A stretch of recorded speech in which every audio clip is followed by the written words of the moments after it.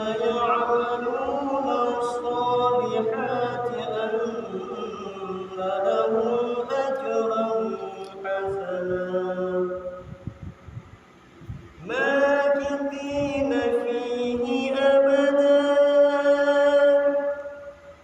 وينذر الذين قالوا اتخذ الله ولدا ما لهم به من علم ولا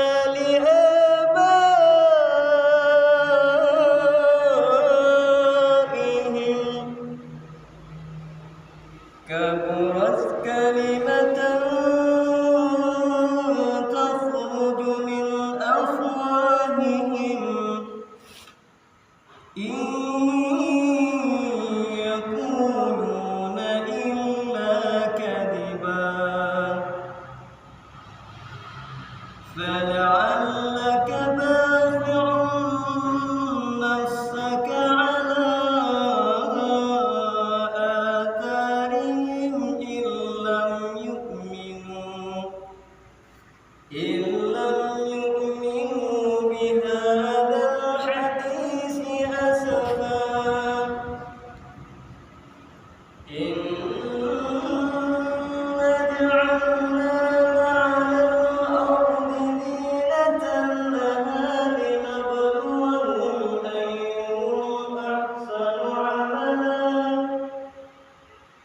وإنا لجاعلون ما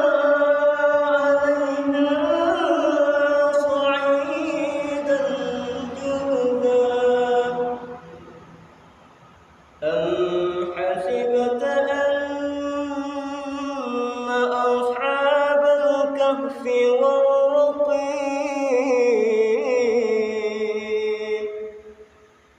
كانوا من آياتنا عجبا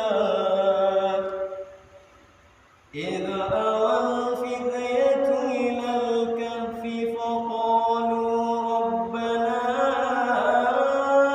آتنا